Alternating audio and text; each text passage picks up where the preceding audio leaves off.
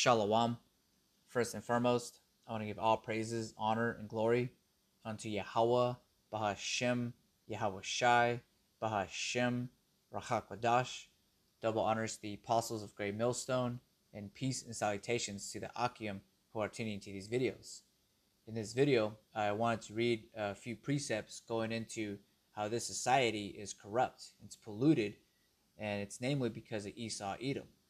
And I want to start by reading this in Micah 2 and 10. It says, "Arise ye and depart, for this is not your rest.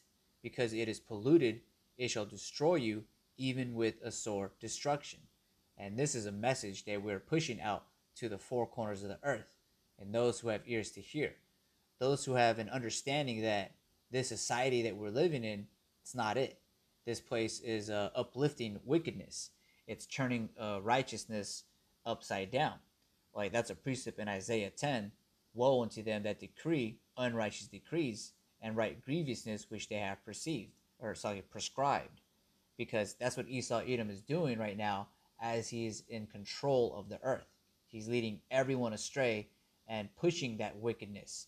And just as like you see how these people are, they're just conformed to the image of Satan, to the image of Baal, confusion. And Esau Edom is at the forefront of that. Babylon has been a golden cup who has made all the earth drunken. And it's not by wine, it's by the philosophies. And we always go into just various things, that the law is a beautiful thing, it's good and it leads to life. But Esau Edom is making these unrighteous decrees. He's making righteousness look tacky and bad, whereas he's doing evil things and he's uplifting and promoting that. So this place right here, it's not our rest. It's surely polluted, and it's going to be destroyed. Just as like I'm thinking of another precept in Joel, how basically in the chapter Joel 2, a little bit down in verse 3, I believe, it talks about a fire devouring this place. And before that fire devoured it, this place was as the Garden of Eden behind it. And then now after this fire destroys it, becomes a desolate wilderness, because that's what's required of this society. That's the only way you can really cleanse it. That's the refreshing that Yahweh B'Hashem Yahweh Shai is going to enact upon this place, for wickedness hath exceedingly polluted this whole earth. And so with that, I wanted to read this in, let me see, Ecclesiastes 12, and I'm going to start at verse 1. Because, you know, we are hearing these messages and we're living in it. We're seeing all these things, but the only thing that's really going to protect you is the wisdom, knowledge, and understanding of Yahweh B'Hashem Yahweh Shai. That's where we rest, because all these things are happening for the wicked's sake. They're the main ones pushing all this wickedness, but we, as the hopeful elect, have to be steadfast and unmovable, and while we're living in this society, not being entangled by it, because it's surely polluted. And so this right here is very prophetic, because this is kind of like the predicament in the instance that we're living in right now. And we're seeing it as the society decays more and more. And so this is in the book of Ecclesiastes, chapter 12, and I'm going to start at verse 1. "Remember now thy Creator in the days of thy youth, while the evil days come not, nor the years draw nigh, when thou shalt say, I have no pleasure in them." So we're calling to the hopeful elect right now. And it's best to, you know, with all that get understanding now, not putting off day to day the work of Yahweh B'Hashem Yahweh Shai. We require obedience, you know, as soon as possible. That's why it emphasizes the youthfulness. It's better for a young person to come into this ministry, whereas an old person, albeit you do have those instances, but it's like you can see why it's a better, you're in a better case if you come into this ministry at a young age, because you'll get leveled up in the spirit more so, able to endure these things when you have Yahweh B'Hashem Yahweh Shai in your mindset. So right now we're saying, remember the Creator, remember these laws, remember the predicament that you're in. This is not our rest, and it's only going to get worse as the evil days draw nigh. So continue on, verse 2. "While the sun or the light or the moon or the stars be not darkened, nor the clouds return after the rain." Verse 3. "In the day when the keepers of the house shall tremble, and the strong men shall bow themselves, and the grinders cease, because they are few, and those that look out of the windows be darkened. And this is kind of referencing Jacob's trouble, because it's going to get to a point where it's like people are not going to be able to work. They're not going to be able to go up and down the cities, crossing the bridges, because Esau Edom is going to come down with great wrath. He's ruining this whole world, but he's just going to crack it down even more so as he has his last seconds of rulership. And so this is going to affect a lot of people, including some of us in this ministry. Our jobs may not be sufficient. They got the robots coming in, replacing certain things. You best believe those things are going to start to affect everything around us, because Esau Edom really, at the end of the day, wants to put that MOTB in you. So right now, I'm reading from verse 3 again. It says, "In the day when the keepers of the house shall tremble, and the strong men shall bow themselves, and the grinders cease, because they are few, and those that look out of the windows be darkened." So that grinding ceasing. All these people, all these foods places, restaurants, grocery stores even, and like in this society, you need grocery stores. It's just how it's structured and situated. But ever since 2020, a lot of things have been closing down. So all these storefronts are getting closed up.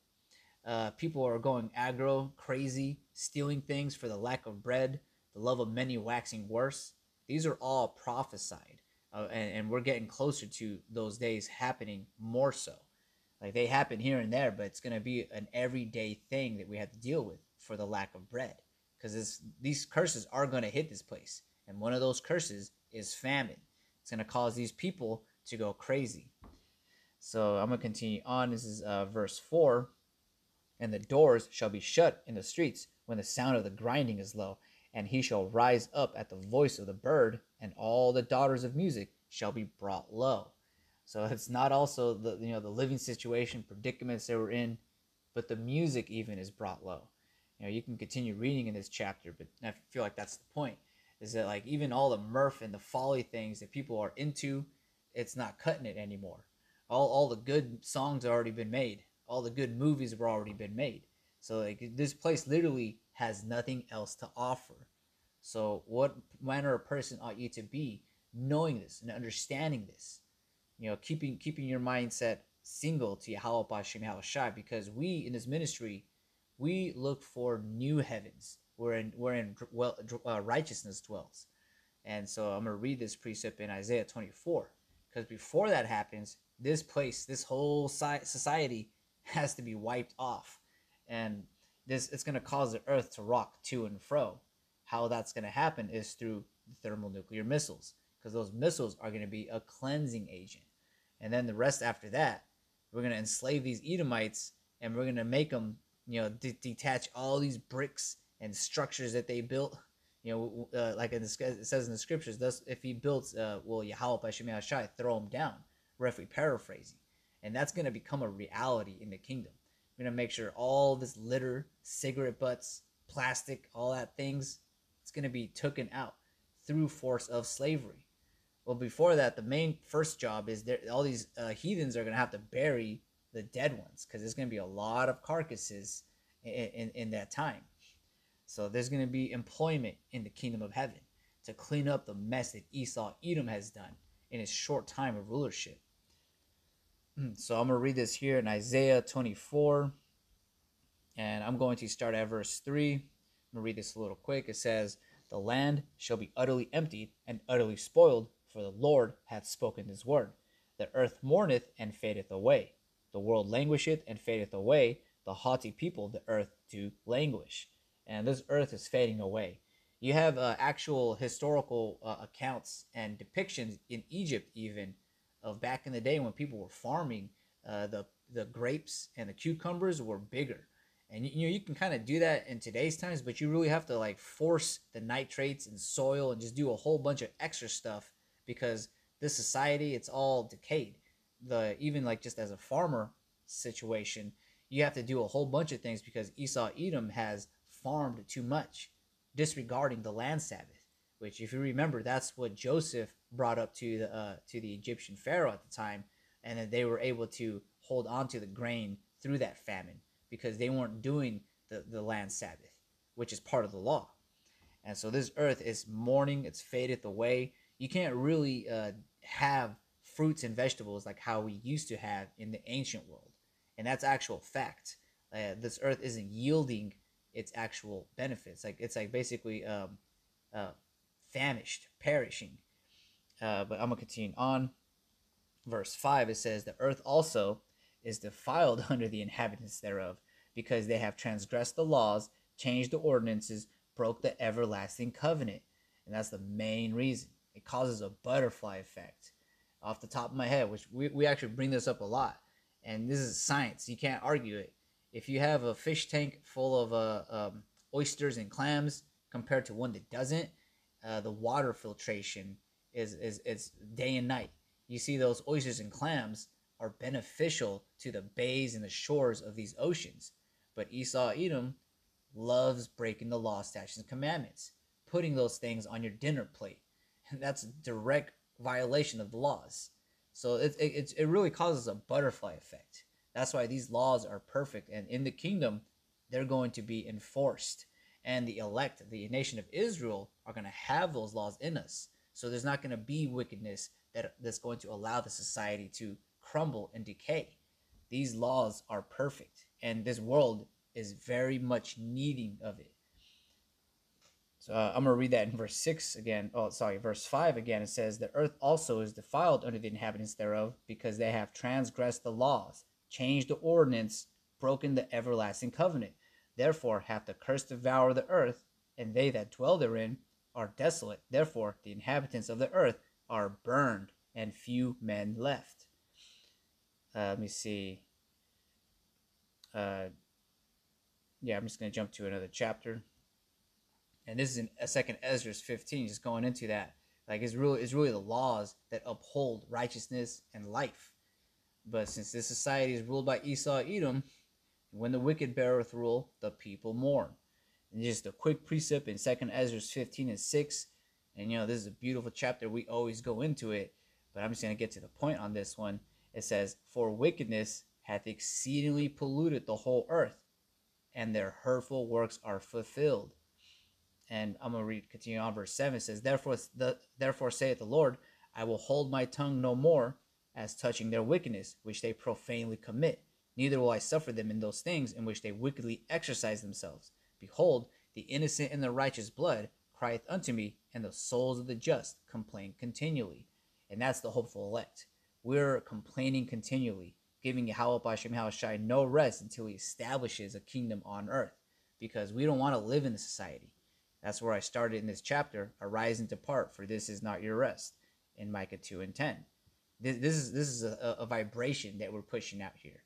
We're breaking down strongholds, because when we read these things and then you apply it to our everyday lives, you see that something's up, that Esau Edom needs to be taken out of power and righteousness needs to be established.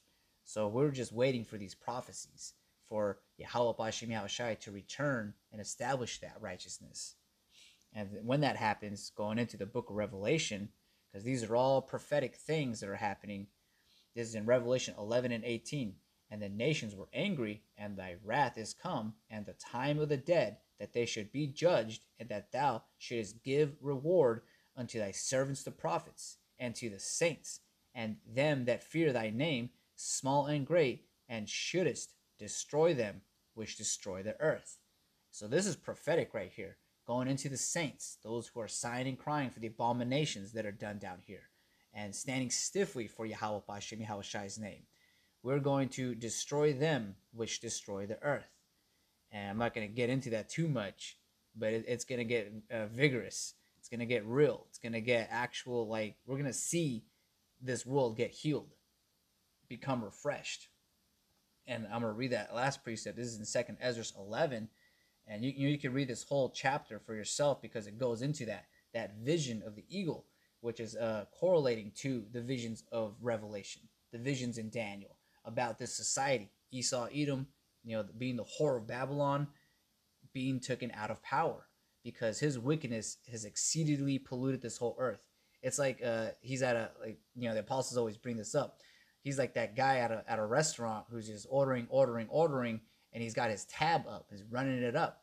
But pretty soon he's going to get forced to work in the kitchen, cleaning those dishes, because he ain't got the money to pay this amount of food that he's ordering, because his wickedness, it's to the skies. It's to the skies, literally. Everything this devil does is for wickedness. If he does righteousness, he's doing it by mistake or to further advance his wickedness. He's the wicked. But going into this vision in 2nd Ezra 11 and 46, I'm just going to get to the point. In verse 46, it says, well, actually, I'll read a little bit up.